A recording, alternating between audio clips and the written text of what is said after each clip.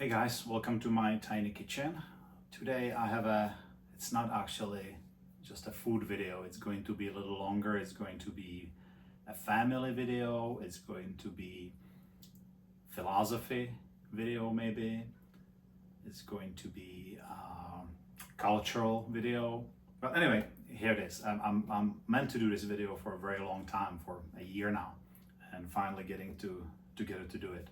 I even have cards here to make sure I don't forget anything.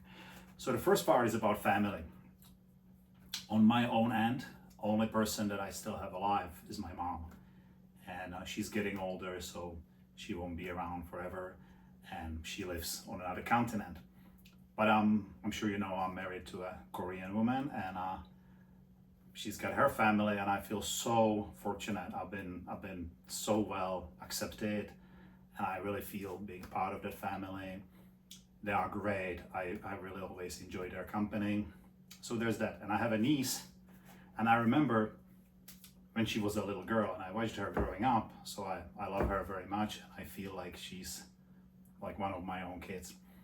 And a few years ago, her and I went to do a temple stay in Korea.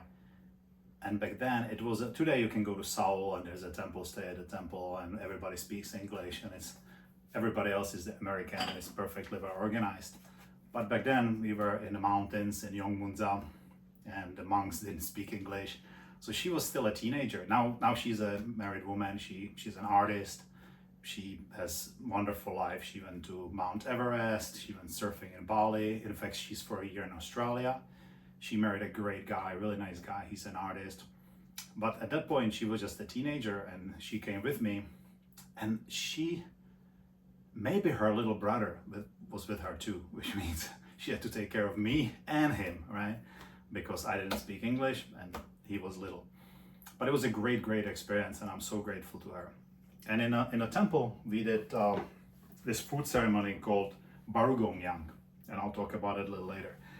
So they have these bowls that are wrapped much better than this. I don't know what I'm doing. I just kind of put it together for the video. There's chopsticks. And the monks use these beautiful bowls. And ever since that experience, I really, really wanted a set of these bowls. And every time we came back to Korea, I looked everywhere, and I was trying to buy them. I went to Buddhist supply stores. Nobody knew where to get them. And then last time, a year ago, when I came to Korea, my niece got them for me. So yeah, I was so happy about them. And let me tell you about the bowls.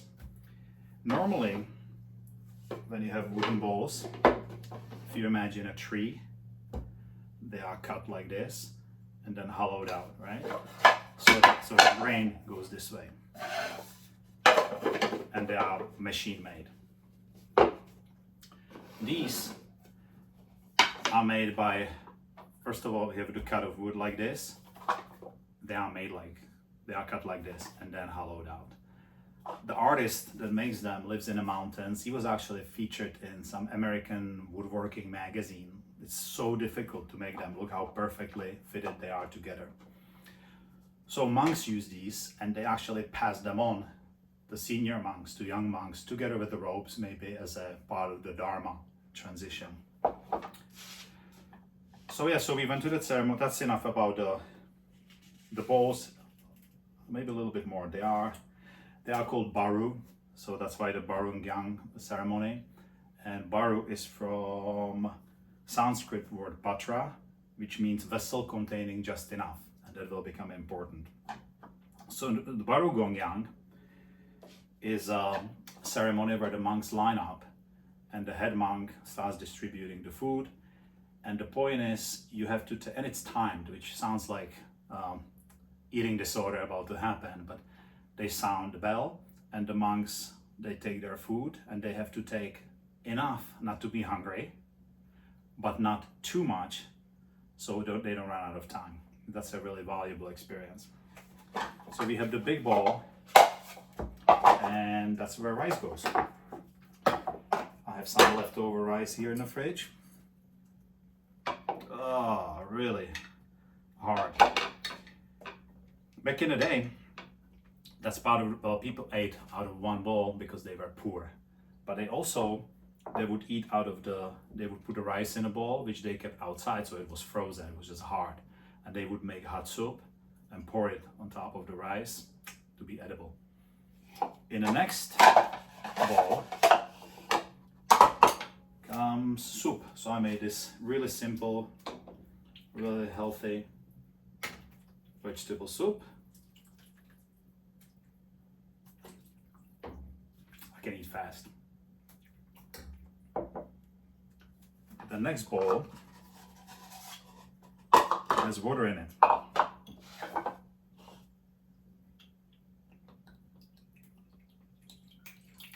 To drink.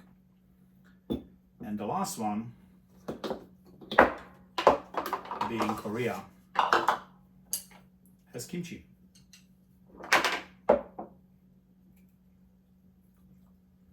And the trick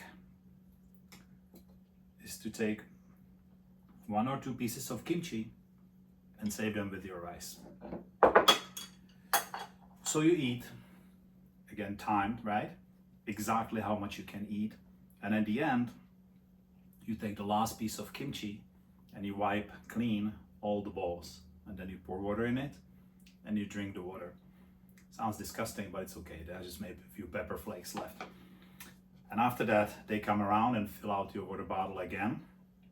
And you rinse the bowls. And then you pour water back in a communal vessel.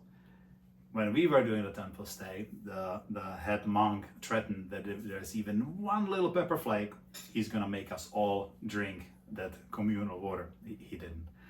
But even if there's a little bit left over, they take it out. They're always growing vegetables and stuff, and they pour it on it. It's compost. Nothing goes to waste in a temple. So that's the ceremony. There's also sense of community when they eat together like that. Oh, you may have noticed there's a fifth bowl. Sometimes there's a small bowl and they put a little bit of rice, a little bit of this, a little bit of that. And that's offering to the hungry ghost. Hungry ghosts are a great concept. You may have seen illustrations, or if you've ever visited a temple, they usually have a huge mouth, tiny, tiny, tiny necks, and descended bellies, like undernourished. And what that symbolizes is these hungry ghosts. They are in a part of the reincarnation process. They did something bad. Maybe they murdered somebody and they are stuck in this one realm where they can never get enough. And that applies to our lives, right? Some people do shopping, some people drink alcohol, some people are workaholics. There's so many things, but it's about never being enough. No matter how much they put in their mouth, they can never conquer that hunger because the throat is so small the food can go through. So that's the hungry ghosts bowl. They are called pretas, the hungry ghosts, again from Sanskrit. That just means dead, departed. I really love that ceremony. Aside from the communal thing, there is something about, maybe there's no more ecological way of eating. It's really simple food, right? It's rice, simple vegetable soup, and then the kimchi. And you are eating just that idea that you are taking only as much as you need, so nothing goes to waste. But also, there's no sense starving oneself, so you have to take enough in order to be full.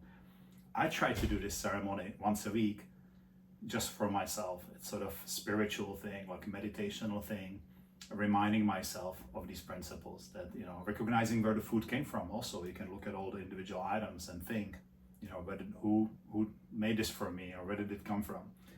And then about the quantities. So I was just talking about a hungry ghost and how it's about never having enough and grabbing things, and materialism can be. So I'm gonna contradict myself because I love these bowls so much. I'm so attached to them.